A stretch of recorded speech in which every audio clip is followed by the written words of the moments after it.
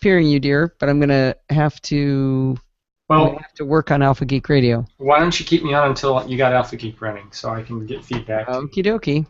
You are live on the video. Let's see. So let me go ahead and stop this. I checked settings ahead of time. No, it had screwed up. Soundflower 2 channel. I don't know why it changes itself. Okay, let's try it now. And connection established, and no. Okay. Do I need to restart? No. But has a bad habit of changing its settings, and I can't change them after the fact. What if I change them after a reboot? Wow, it is just random what it decides to pick. There we go. Now we're ready. And we should be going live in just a second. Connection established. I believe we are now live on Alpha Geek Radio. We are live on Google+. We are live on the app. We are live on the website. We are live everywhere. Well, we've got a few people sneaking in here. By the way, Rose sent her regrets. She will not be able to be in the live chat tonight, but she said nothing could keep her from the 500th episode next week. Nothing at all, nothing at all. So let's see. We've got a short list going today. Donald and Kevin and Kiwi Spoon, who is new here, and Kim, Dorothy, and Steve running out the bottom there. Kevin, glad to see you. You managed to make it in here. I abandoned my family. I cannot believe you abandoned Steve last week, though, dear. Kevin. I know, it's appalling. All right, should I disappear you now? Make me disappear, dear. Goodbye. Whoop. Hide from broadcast. Oh, I didn't. Okay, audio and video working in Google+. Awesome, awesome, awesome. Good job. Thank you, Dorothy. All right, let's do a little playback. Make sure you guys can hear this. Hi, this is Allison Sheridan of the NosillaCast podcast, hosted at podfeet.com.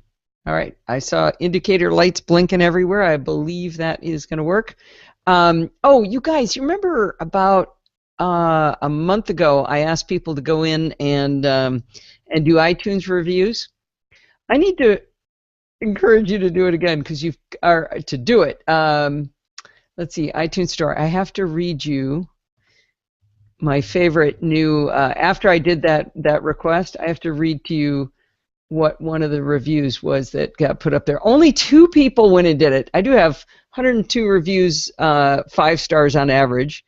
Yes, Kevin did one, which was lovely. That was great. Oh, and Mike Fun did one too. Wait, no. That's old. That's from 2006. Jeez. Most recent. Okay, here we go. Okay, Switchermark did go in because I suggested that perhaps he had written this one. Oh, wait, maybe a bunch have come in. No, hang on. Where is the one I was talking about? Hang on, it's really funny. Oh, here it is. Good but still annoying. That's the title, and the link actually, or the review says, the host is still as annoying as all get out, but I enjoy the show mainly due to the guests featured on the show. Bart Bouchatz is still the main reason for me to listen. Can you believe that? Unbelievable. Anyway, it does look like a couple people come in. I think Steve did one, Kevin did one, Switcher Mark did one because I did suggest he was that mean one was from him. All right, Matt Quilter is in the house. You want me to do it in the recording? Steve thinks I should tell everybody that in the recording. Well, maybe I will. Glass of wine and a steak sandwich. Matt Quilter's ready. Sandy's ready, so we should go ahead and get the show started. Hang on, I'm sniffling a little bit here.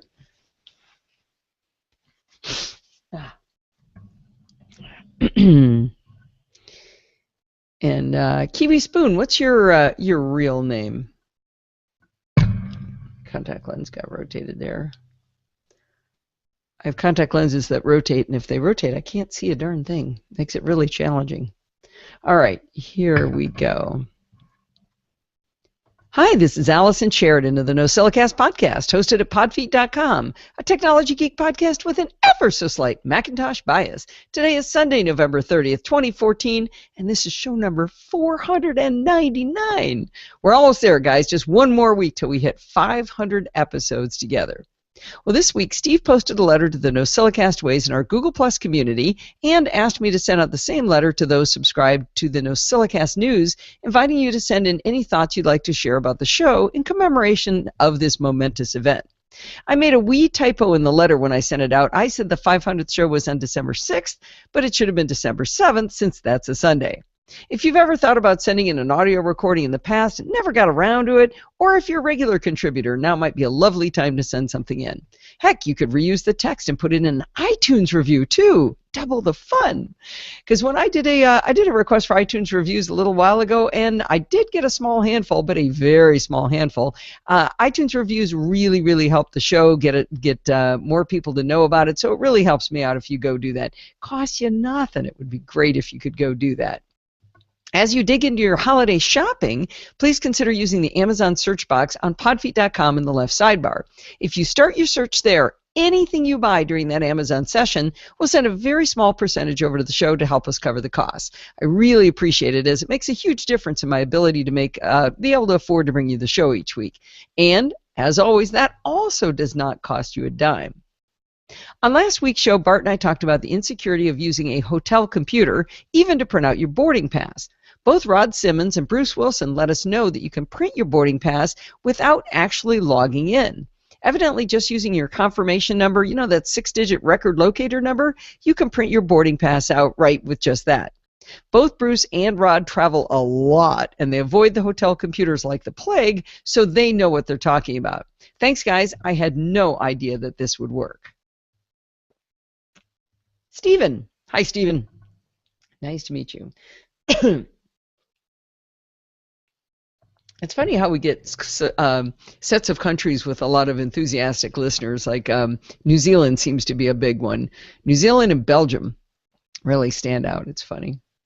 All right. Oops, save. Yes, I will.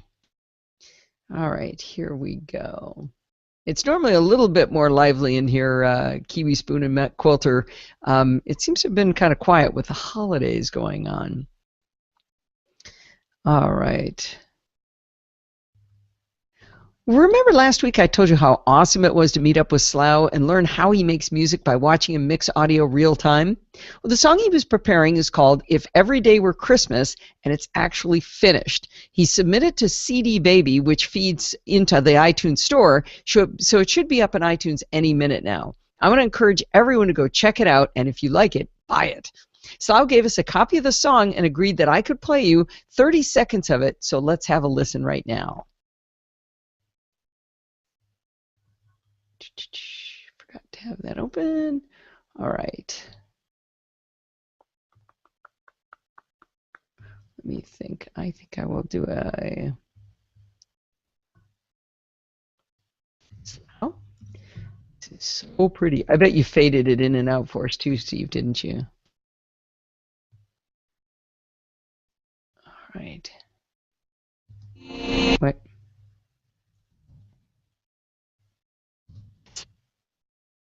Slough gave us a copy of the song and agreed that I could play you 30 seconds of it, so let's have a listen right now. What if every day were Christmas 101? Okay, sorry guys. I agree, Steve. Copy of the song and agreed that I could play you 30 seconds of it, so let's have a listen right now. What if every day were Christmas? What a wonderful world this would. This is going to be very fun for you guys, but let's try dropping it a little. Oh, actually, it popped back up to -2. Let's try 5 then. So let's have a listen right now. That's better. Every day for Christmas, what a wonderful world this would be. We'd never feel blue. We'd make all our dreams come true if Christmas were every day. Something's wrong with the recording.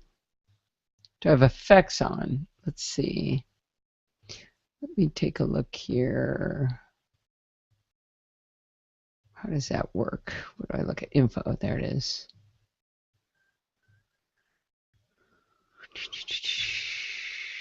There we go. Nope, it's just got visual EQ. You know, I just thought of something. It's changing levels and sounds compressed. Oh, wow, it doesn't sound like that at all here. That might be coming through the Google Hangout. It sounded compressed? Gosh, it doesn't at all to me. Not here.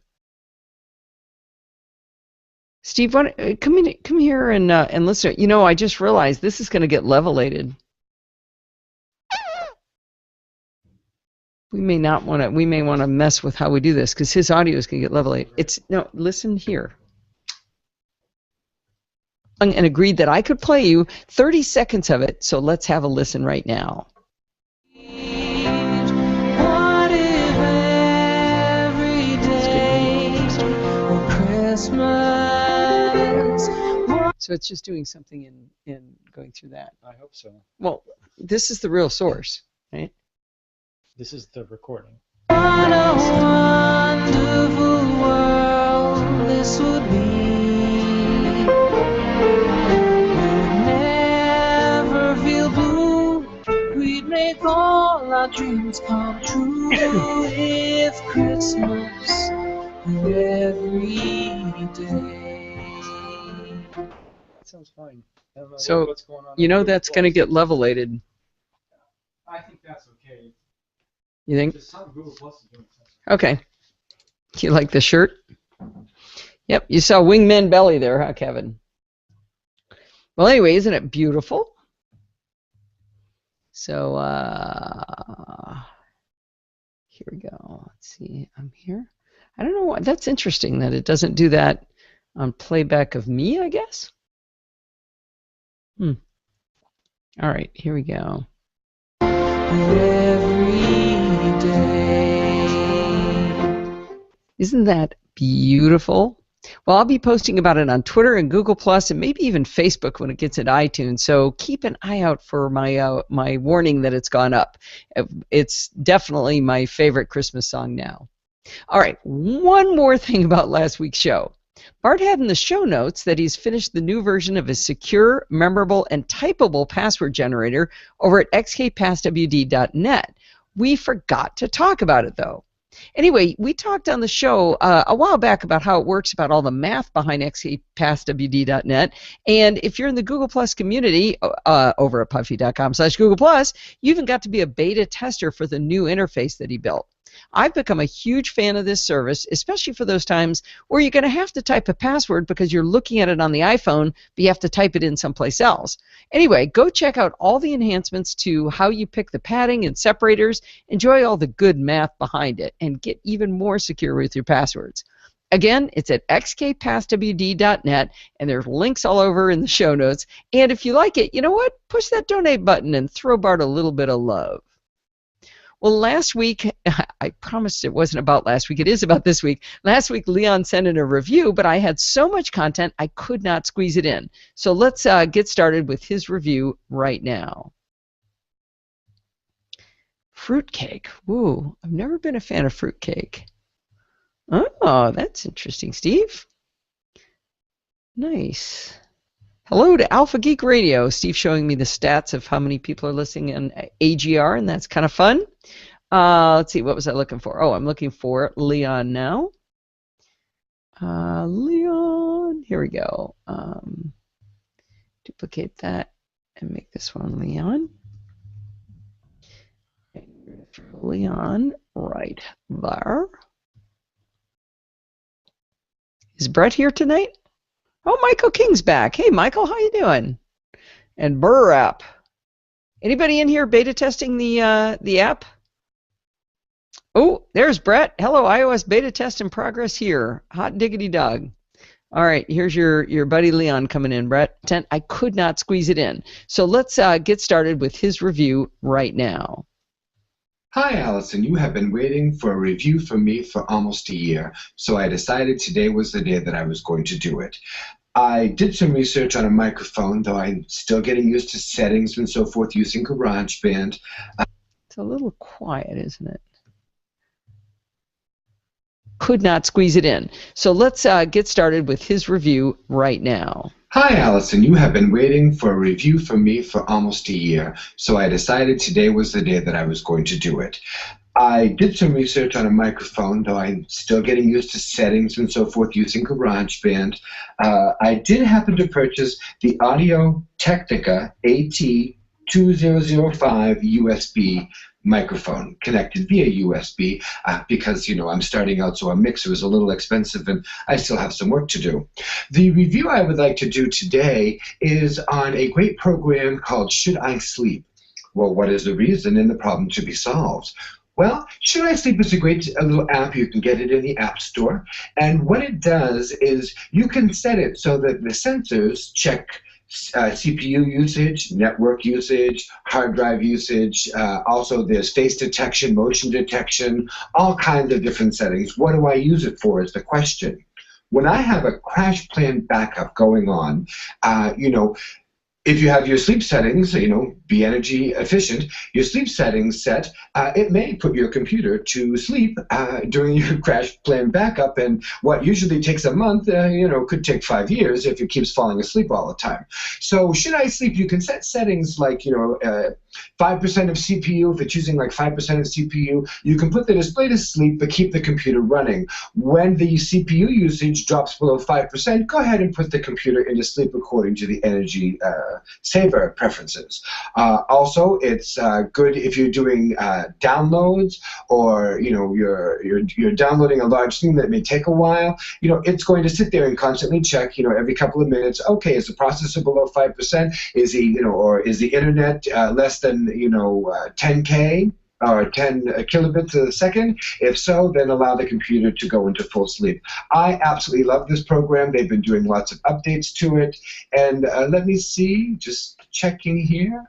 Let's see, Should I Sleep? And it's by Marcelo. I can't pronounce the last name very well. Letty. And as I said, you can find that in the App Store. A wonderful program. You can set different settings. So, as to whether it goes into energy saver mode and puts the computer to sleep. As I said, FaceTime detection, motion detection, voice detection, CPU, network, hard drive, and I love it. So if I have something that's going on and I can walk away from the computer because it's going to be a long time, I know Should I Sleep will check the system and say, well, based on the settings that I have set, does it fall below that? If so, allow the computer to go to sleep. If not, until that point has been reached, keep the computer the system awake, but allow the display to sleep. That's an option as well. You can keep the display live if you like, or you can let it go to sleep based on your energy saver preferences. So this is my first review. I hope my settings are at least enough that it's not too tinny, or it's not so much that you have to do a lot of work on your end.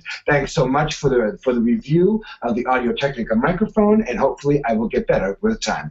Take care. Be good, and I'm glad you were in New York because you were in between Dave Hamilton on the north, John F. Braun on the south, and me in the center. There you go. Have a good day. Ciao.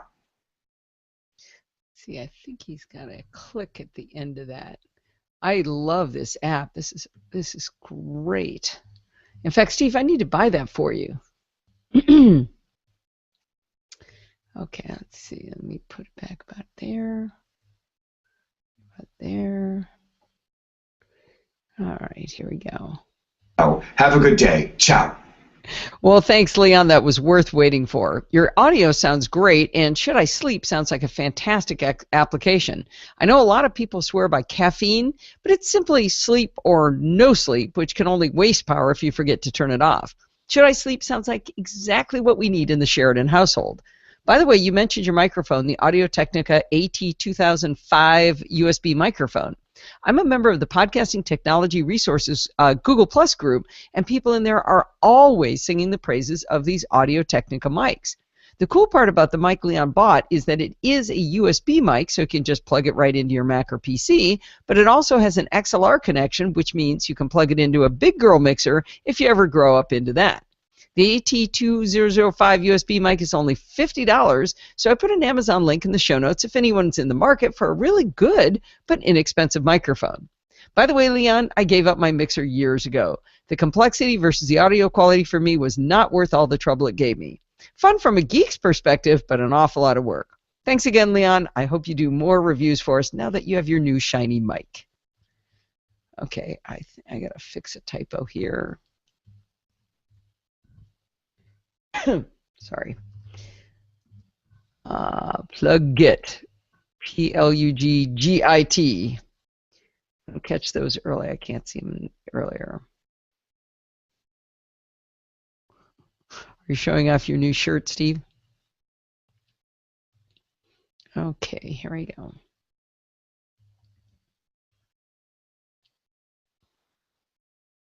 Oh, you don't use a mixer either. Interesting. What's your mic, Donald? You don't use a miser either? Just about everyone on Earth is writing about wearables right now, from the Fitbits of old to the Pebbles of 10 minutes ago to the Android Wears of today and the Apple Watch of tomorrow. I have an observation to make about the need for notifications on our wrists.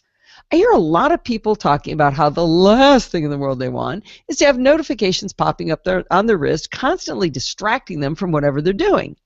I was in this camp thinking that, my ADD is bad enough. Why would I want to make it worse? But I've been listening carefully to people who've been wearing these devices for a while, and I've noticed a thread of brilliance coming through. The people who've won the Android Wear watches, like Annie Anatko with the Moto 360 and Chris Ashley with the Microsoft Band, have noted one really huge thing about notifications. It's not that you get notifications and act on them, it's that you can tell the ones you don't have to act on. So let's say you get 20 notifications in an hour. 19 of those don't require your attention, so 19 times out of 20 you flick your wrist and then look away. If you'd gotten those same 19 notifications on your phone or tablet or computer, you would have looked at them and then realized something good was happening on Twitter, or seen an interesting article to read on Reddit, or felt like you were being productive by cleaning out your inbox. You would have been distracted, where on your wrist you can't be distracted unless it's actually an interesting notification. So instead of going in and doing all this mucking about, you flick your wrist and you look away. I walk for about an hour every afternoon, and while I'm listening to podcasts and enjoying the scenery, I'm constantly hearing dings and bells coming over my headphones. 99% of these are Google Plus or direct tweets, but once in a while, it might be Steve or one of my kids actually needing my attention. I would love to not have to pull my iPhone out of my spy belt just to see that I don't need to respond. Now, let me qualify how I picture this working well. If you turn on notifications for Facebook and Google Plus and Weather and Foursquare, Mail and Messages, this whole thing is really a bad idea. I'm suggesting that within a small set of types of notifications, there are the ones you care about and the ones you don't. I could have notifications on my wrist for, say, text messages and be able to ignore all those not from my family. I posted about this on podfeed.com last week, and George from Tulsa said that early on when he was wearing one of these wristbands, he nearly ran off the road when his wrist vibrated. I think a secondary component to this working well will be how they actually notify you. An electric shock, as George mentions, would not be my first choice, but maybe the taptic feedback Apple is talking about, or a slight vibration, will be acceptable to having the information without killing yourself. Next time you think about notifications on your wrist, think about the ones you don't have to respond to, and how much more productive you would be if you could confirm that they're not important with just the flick of a wrist. Oh, Kim, you have the Moto 360? Do you like the notifications?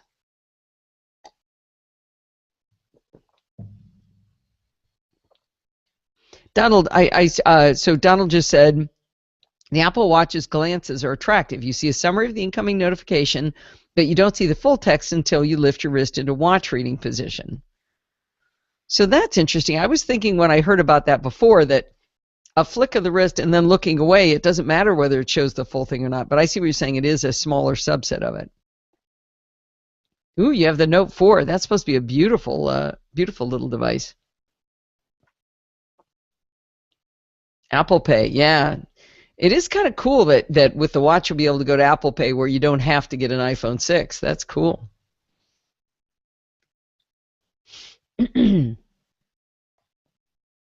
I kind of want a Microsoft Band to play with from now until the Apple Watch comes out.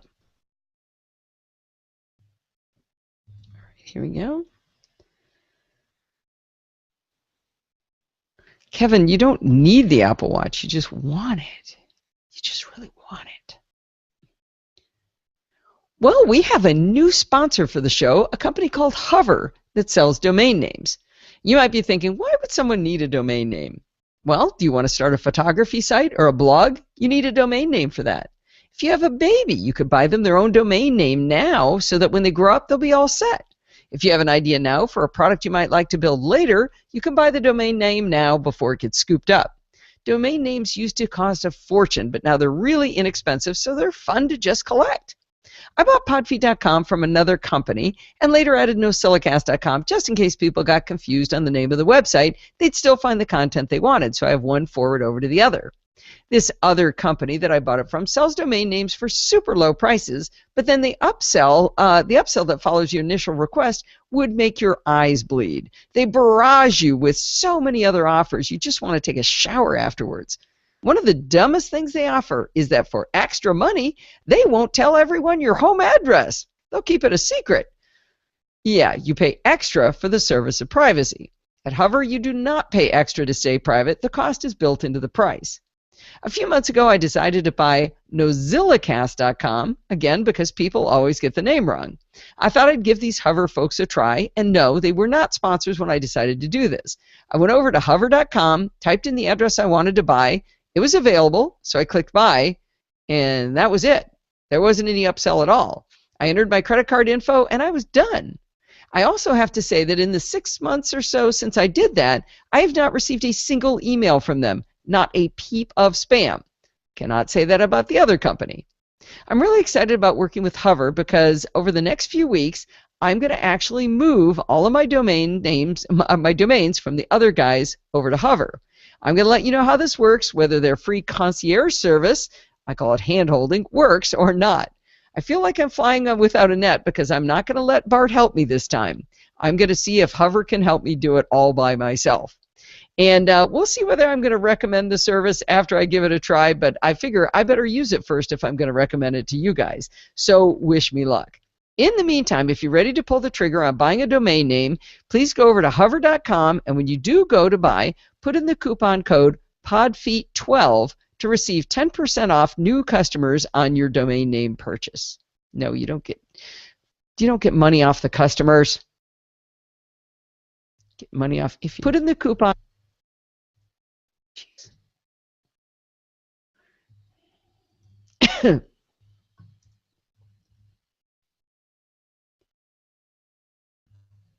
Put in the coupon code PODFEET12, all lowercase, to receive 10% off if you're a new customer on your domain name purchase. So stay tuned and see how things work out for me in moving my domains. I'm kind of scared, but I bet it'll work great. Yeah, Donald, didn't I just say that? I said about the concierge service. That's what I'm going to do. I've always been wanting to get my nerve up to do it, but I've never done it, so I'm going to do it. Yeah, scary. Scary. All right. Yeah, I own 2. I own 3 total, but one of them's already at Hover. All right. I droned on and on and on about my choice of a new mirrorless camera a few months back, and in the end, I chose a camera from Olympus called the E-M10. One of my favorite features of this camera is that it has built-in Wi-Fi. I can tap Wi-Fi on the screen, and my iOS device can connect to it to choose individual photos to suck in so I can shoot them off to social media sites. It's much more convenient than the iFi card method, where every photo sucks into your iOS device.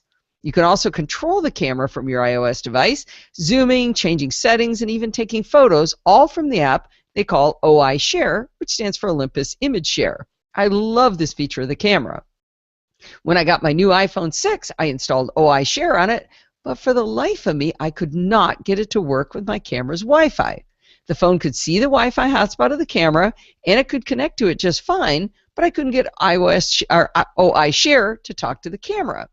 I tried it on my friend Diane's iPhone 5, who has, actually 5S, who has the same camera and the same software installed already, and I had her connect to my camera just to make sure it wasn't my camera being the pest. And it worked fine on her phone.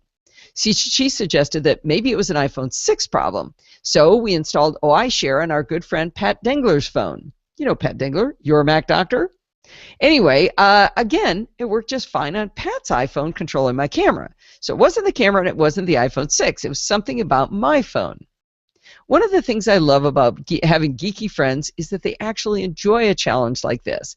Pat and Steve and I had had our pizza and wine, and we were planning on relaxing to a nice movie.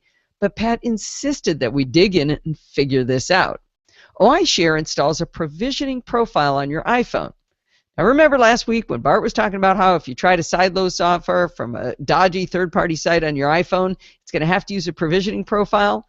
Well, there are times that you need to do it when it's not dodgy software. So OIShare does use that profile technology built into the iPhone, but it's not scary. This is a good thing. Anyway, Pat was scanning through her phone and mine to try to see some differences and noticed that I had two profiles installed. I had the one for OIShare, but I also had one for Cloak. Now, you've heard me talk about Cloak quite a bit. It's my VPN service. She suggested we delete it. That was the point at which I slapped my forehead and said, no! As you may recall, Cloak is a VPN service, like I said, and it has the awesome feature of making sure you're never on untrusted Wi-Fi without being protected. I've learned recently that it does it in 2 steps. If you connect to a Wi-Fi network you've never used before, the first thing it does, it initially enables what they call overcloak. That's a polite way of saying, I ain't letting you use this network to go anywhere. Overcloak gives Cloak the breathing room to connect you to a VPN server, and then it disables Overcloak and lets you begin to surf the net. So it sort of goes, hang on. Overcloak is just holding you back, and then it says, okay, now I'm going to let you go forward. Realize now that I've told my phone to connect to this camera's Wi-Fi network, so Cloak enables Overcloak, but then it can't establish a VPN connection for you, so you get stuck in this limbo state where you connected to Wi-Fi, but you can't actually use it to do anything. I spoke to the Cloak people, and because of the way their services work, the way they work on the iPhone, they can't really talk to each other very easily. They have no way of telling, Cloak has no way of telling you why your camera's Wi-Fi software isn't working. You just have to be smart enough to realize what's going on when Wi-Fi doesn't work. Luckily, to get all this working properly was only a matter of me telling Cloak that the camera's Wi-Fi network was trusted and all was right with the world. I have a second story in the same vein. Last year, Steve and I bought a couple of Wemo switches. You know those cool little devices you plug into a wall and then you can control over Wi-Fi whatever's plugged into them. I talked about it extensively over on show number 448. We had a blast setting them up and playing with them last Christmas. We put one on Mr. Santa, our blow-up Santa in the front yard, and one on the Christmas tree. It was awesome to be able to control them with our phones at any time or to create rules within the phone application to tell them to come on at dusk and turn off at dawn or whatever. It was really, really cool. We loved it. But after Christmas, the Wemos weren't quite as valuable. Steve did end up putting one on the front light again so he could have it go on at dusk and off at a prescribed time. One day he noticed that it wasn't going off at the right time. He also wanted to use the one that had been lying dormant since last Christmas to now turn on Mr. Ghost in the front yard for Halloween. He decided to try resetting both Wemos and starting from scratch. And that's when things turned into a giant mess.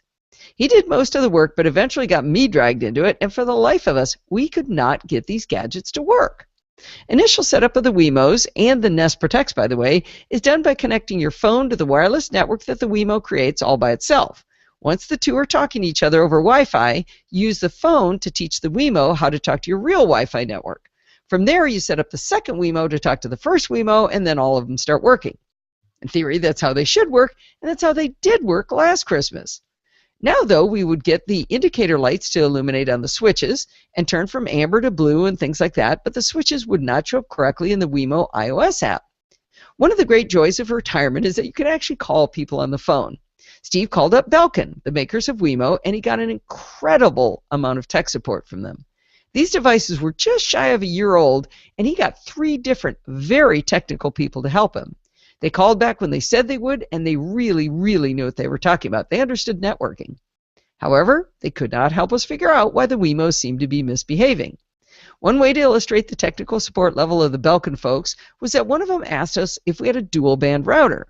We told her that we did, and she asked whether we had named both bands by the same name. Let me back up a little bit and explain this part. Older devices were operated on the 2.4 gigahertz frequency band, while newer devices can use 2.4 or 5 gigahertz, and some newer routers support both bands. even though the dual band devices can operate on the 2.4 gigahertz band, you really want them to be on the 5 gigahertz band while providing the 2.4 gigahertz band a place to operate as well. The devices that can only do that a place to operate. You can configure your router, such as the Airport Extreme, in one of two ways. You can create two separate networks with different names so that you can tell them apart, or you can give them one combined name. If you name them separately, you have to configure each device and figure out which of the two networks each device uses. If you give them the same name, the devices should, emphasis on should, auto-select the right band for them. When you upgrade your router, if you pick the exact same name and password, you won't have to go to your TiVos and Apple TVs and Nexus 7s and iPhones and Windows phones and reconfigure all of them. Okay, now that I've explained how the dual band routers work, let's go back to Wemo. The woman from Belkin suggested that perhaps the problem was that the Wemo wasn't actually auto-detecting the right band, so we might need to separate the two bands. I kind of groaned because we have 17 devices on our network, and it meant reconfiguring every single one of them if we do this. She thoughtfully suggested that we might simply try changing the router, jumpstart the Wemos, and then change it right back. Clearly, they can work on the dual band network, as we'd set it up that way last Christmas. It's just that they needed some help getting restarted. We separated the bands, tried again, and still the Wemos wouldn't work. You know where the story's going, don't you? Everybody's screaming into their iPhones and iPods and Android phones and Windows phones. The Wemos were creating a Wi-Fi network. Our phones were connecting to the Wemo network, and our good friend Cloak was turning on Overcloak to protect us until it could establish a VPN connection over the Wemo's network, which of course it couldn't do because the Wemo network isn't trusted. All we had to do was tell Cloak that Wemo was a trusted network, and everything on the Wemo started to work. We felt pretty bad about how hard Belkin had worked to help us, but luckily they had scheduled a follow-up call to check in on our progress so that we were able to tell them the solution. Instead of calling us morons and accusing us of wasting their time, justifiably, the guy who called us back sounded really interested and said he would add it to their knowledge base so if anyone else ever had the symptoms, they'd have one more tool in their tool belt to help them. Bottom line is that Belkin rocks, and I'd buy from them again in a heartbeat. And if my excitement about Cloak has convinced any of you to buy the service, or one like it that auto-detects untrusted networks for you, keep these stories in mind so when you're configuring odd devices, you won't get stuck like we did. Wow, that's a long time to talk by myself. I gotta go way back. Is Linda here? Oh, John has come in? It's got to be a party. New York Linda's here. Hi, Linda. Let's see. Lamb chops. Ooh. Do you like lamb chops, Steve? Maybe we should try those sometime. I made turkey soup last night. It was unremarkable. Oh, good. Brett, you like the Wemo light switch? Keep that in mind if you turn on Cloak. All right. Let's see. I'm still reading. Hello, 57821. Let's see. Are you wearing a white t-shirt? I'm seeing you start the show, but it's about 35 minutes in. No, I am wearing a blue shirt. Let's see, what's going on for Linda? Oh dear, she's seeing the wrong show.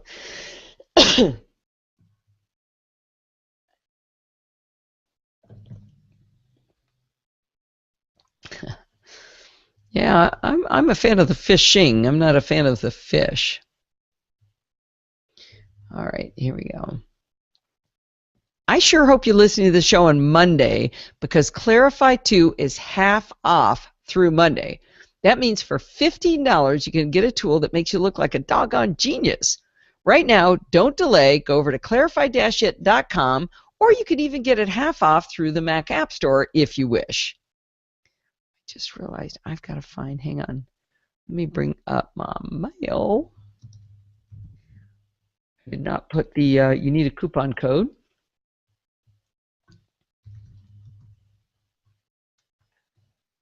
There it is. And the coupon code is, hey, you guys want to know a secret? The half off sale goes through Wednesday. Shh, in case they got it on vacation. Cyber Monday 2014. If you buy it through clarify-it.com, be sure to use the coupon code CyberMonday2014, all capital letters. And don't tell anybody, but if you're on vacation, it actually will, that coupon code's going to work through Wednesday just for us. Don't tell anybody else, though, and it's not in the show notes. Anyway, this is an incredible deal. I even bought a copy for Dorothy at this price as a reward for all of the cool scripting she does for us. And because I wanted her to enjoy the new annotations options, numbered steps, subset steps, combined images, and more output options. So if I'm willing to buy it, when you know they would have given me one for free, you know you should go get it too. Anyway, let me know what you think of it when you make your very first masterpiece. And again, it's at clarify-it.com.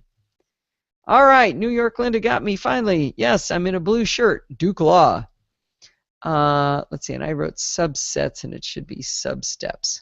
Okay, this is driving me nuts. Butt is blinking in the corner. Subsets. Substeps. Let's see. Let me put a little note in here.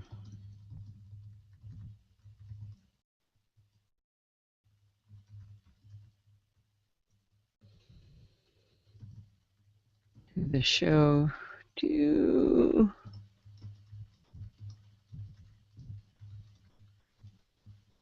all right. Oh, you did install it. Good. Let's see. So you do need a refresh. I did not know that. We're going to hear a little bit of Donald Burr here today. Let me find, where am I? What's going on? Linda wanted to see Tesla. Oh. And John needed to see the NASA shirt. Oh, Okay, John needs to see the NASA shirt. Okay, up here. It's over here. He just needs to see this. Oh, no, Steve. Look, Now- wait, show him what it now- says. Show him what it Oh, says. Right. Actually, it is rocket science. Yes. Man, not every show makes you bring in a And dog. this Matt is Coulter what wants to see Tesla too. We're going to do the sheet pickup. Oh, you finally learned the good way to pick up a dog. The Right, sheet pickup. right here. Oh, sweetie pie. She gets so docile when you hold her like that, like she's resigned to it. Okay, give him a bark. Arr. Why was that necessary right now? Because Linda wanted to see Tesla. All right, well, that's good. He's probably being recharged. Nice. Yeah, Kevin, I was going to say, how many of those have you replaced? That's a good point. Yeah, it's a whole new system. The good news is you don't get ads anymore, Linda. So that seems to outweigh any other issues we have with it. We'll drop in some chit-chat music there. And we'll go get chit-chat, which I believe is here. Oh, so if anybody came in late, Steve is looking for, has asked people to send in recordings for the 500th episode next week. 500 episodes. Who gets a 500?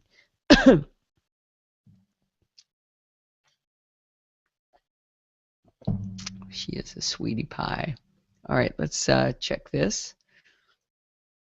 Buzzy's tired. Yeah, why doesn't Buzzy get to come in? Come on, bring Buzzy in. it.com.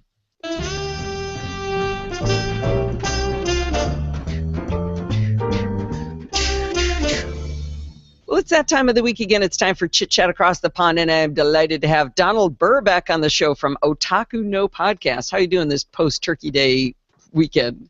Finally waking up from my food coma. We actually fed our dogs a bunch of turkey, and they went into coma. So I think the people say the tryptophan thing's fake. I think it's real. Yeah, exactly. Well, I was so excited that you suggested coming on the show because I kind of screwed up and forgot to get anybody on Thanksgiving weekend, and all of a sudden you were there, and it's like, yay! love having Donald on the show. So really excited to have you here. Yeah, I'm really excited to be here. So what's our topic for today? So, as some of you may know, I'm working on the next update to the great NosillaCast app. And, I just got my iPhone 6 Plus, and, I'm making sure that the app works nicely on all the various screen sizes. But that kind of got me thinking, boy, we've come a long way since the original iPhone. We now have, 6 screen sizes? And is it really 6? So there's yeah. the... Three and a half was the original. Then the iPhone 5 is 4 inches. Then the 6 and the 6 Plus are 4.7 and 5.5. And then we have the 2 iPads, 7.9 and 9.7. And isn't there's also a screen resolution difference between the 4s and the 3s, right? Yeah. So you've actually got Retina and non-Retina? Yep. So you could bump that to 7 if you round it up. It's crazy, and it got me thinking. Boy, it's interesting how the ways Apple thought to deal with this problem. Now we've always enjoyed sitting on our high horse, mocking the Android universe for their fragmentation because of all those screen sizes, right? No, yeah. Is it time to stop being snooty on that subject?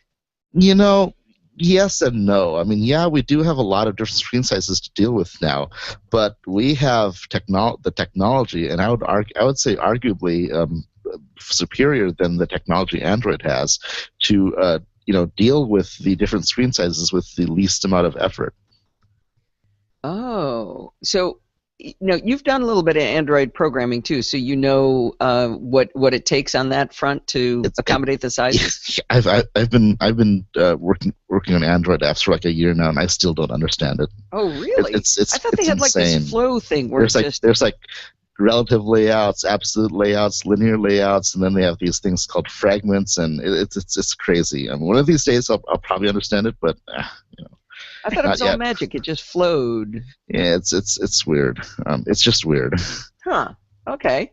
So you're going to teach us how Apple accommodates this, or helps developers accommodate this? Yeah. Okay. So I need to lay a bit of groundwork first, mostly terminology. Okay. When you create a user interface, there are 2 ways you can do it. You can either do it completely in code, create a button, place it here, make it this size, and make it do this when you touch it, etc. You can do that all in code, or you can use the tool called Interface Builder and lay it out graphically. You actually have this little palette of buttons and labels and images and stuff that you can drag out and arrange, just like you're creating a like a thing in Pixelmator or whatever. Okay, yeah, that would be a pain. Yeah. So, and when you do that, Xcode actually creates a file called a xib, XIB, XML interface builder, that basically encapsulates the user interface you just created. And then when your app runs on your iPhone, the iOS takes that xib file and kind of unfreeze dries it and actually turns it back into all the code that would have been necessary to create that user interface. So, and then iOS 5 introduced this thing called storyboards, which are basically like all of the zib files bundled up into one file for convenience sake. It's actually a little bit more than that, but that distinction isn't really important for today's discussion. Okay. So the cool thing about this is that these 2 things, doing it in code versus doing it graphically, are not mutually exclusive. You can mix and match. Okay, so you could, if you're just having a standard back button, why reinvent the wheel? But if you want some cool graphic for, or if you want something that's more involved programmatically, it's a button that dances around or does something cool, then you can do for that sort of thing you can totally go in and manipulate it all the way you want in code. You're not going to have dancing buttons on the NosillaCast app, are you? No, I make that promise to you. I'm more of a I'm the keep it simple approach in terms of user interface. I don't like things that that confuse. Yeah, confuse and blind you. All right. So the challenges, though, in terms of dealing with multiple screen sizes, they exist whether or not you use the interface builder or if you do it in code. So all of what we're going to talk about today applies equally. Okay. So let's take a trip back, back to in 2007, back when the iPhone came out. We only had one screen size, of course, 3.5 inches. But when you think about it, you actually had to deal with resolution changes because when you rotate, the dimensions of the screen changes. Right. So iOS actually provided a little tool to help with that called an auto-resizing mask, otherwise known as springs and struts. And these are basically ways that you can have your user interface elements stick to a given, any side of the screen when you so rotate. if it's supposed to be in the upper left, it would still be in the upper left when it rotated? Right. And also you can have them grow or shrink like by a percentage or dynamic? I gotta stop. What's the word? Proportionally. I gotta stop screen sharing. So when you go from Steve portrait to landscape, your width you get wider in the width department. By popular demand. Buzzy, how old is Buzzy now? 17. 17 years old. 17 years old. There's those yellow not eyes. Good with the mic, but skinny little thing. Yep. She hates being on the air. I shouldn't let Steve drink before the show, I think. Yeah, that's good, Sandy. Definitely. I thought I was a cat person until I had a dog, and then I realized I'm a dog and cat person. So, all right, we're gonna jump to the end here. Cat, the other white meat. John, that's terrible. I can't believe he said that. Buzzy, old Buzzy. Oh, let's get rid of that. Try it here. Great. Thanks a lot, Donald. Really appreciate you coming on the show. No problem. Had a great time. And I just made noise. One more time. Nope. Try that a fourth time. Here. Really appreciate you coming on the show. No problem. Had a great time. Well, I was really excited after we got on the air. Donald said he's got about 12 more ideas of cool stuff to talk about. He's really kind of getting into the maker community, and he's going to teach us some more stuff. So he's starting a whole list of other topics he can bring to the show. I love having Donald on the show. Greatest voice, smart guy, funny as all get out. I just love having him on the show. But that's going to wind us up for this week. Many thanks to our sponsors for helping to pay the bills, the makers of Clarify over at clarify-it.com, and our newest sponsor, Hover at hover.com, to get your domain names. Don't forget to send in your dumb questions, comments, and suggestions, especially for next week, 500th episode. If you want your voice heard, say what you've learned from the show, how stupid you think the show is, whatever you want, how annoying the host is, whatever you got, send it in to Allison@podfeet.com. Say by midweek next week, say by Wednesday. That'd be really helpful so we know how much content there is. You can also follow me on Twitter and app.net @podfeet, and do that to make sure you know when Slough's song, If Every Day Were Christmas, comes out. And check out the NosillaCast Google Plus community. That is a great place to get resources and get help from other people. And actually, let me make sure I get the right name. Wait, where did it go? Shoot, I'm having trouble finding it. Bruce actually was that Bruce Wilson. The way he told us about the correction on the hotel room, the hotel computers, was through our Google Plus community. So go over there and join it. Podfeet.com/Google Plus. And if you want to join in the fun of the live show, this week we had Matt Quilter and Kiwi Spoon. One of them, I forget who, was back for a second time. The other was their first time here, and they seemed to have a lot of fun, jumped right in, having a good time. And so you can do it too. Come over to podfeet.com/live on Sunday nights at 5 p.m. Pacific time. Join the friendly and enthusiastic NosillaCastaways castaways. Thanks for listening, and stay subscribed.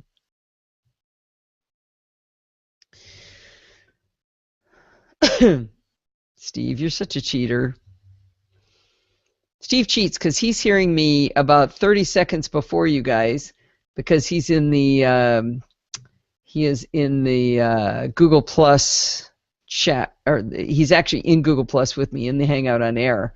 So I can turn him on, let you guys see him. Let's see. Oh, did you buy pasta for dinner tonight, Steve?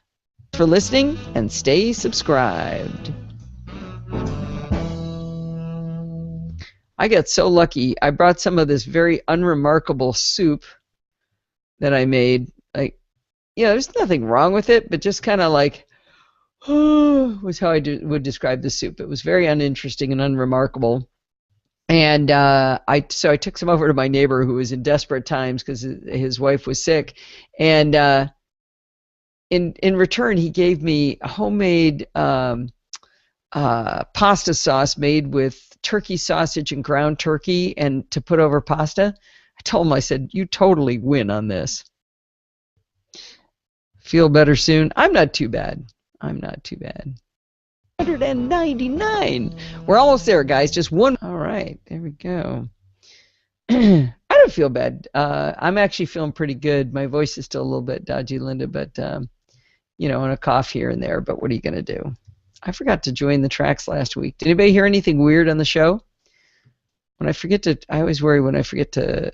I always join the tracks because you get this weird ghosting effect between them if you don't. Sometimes if you chop it. Just the host. What is this? Feel bad. I'm losing track. Steve, did you buy pasta? And look at that. 113 minutes. Perfect. Not bad at all. All right, guys, I think we are about to call it. I'm going to export song to disk. Here we go. Export. It is 5:56 p.m. at my house, so it is just about time to call the show. Oh, did you hear anything weird? Just the host. That's nice. All right, guys. Thanks for coming, and definitely. Oh, Dorothy, before I go, I think I figured out what's going wrong with the script now. I think the shows are actually coming out too big. I know last week's was too long, and Levelator actually timed out. The Levelator piece of it timed out, so I should be able to fix that myself, right? You've got to wait this long kind of thing if it doesn't change the if the save date on the file didn't change, something like that. Anyway, yeah, it was an hour and 38 minutes. It was a long show last week, so I think that's what was wrong. But anyway, I am going to call it. Let's see. I'm going to cut off.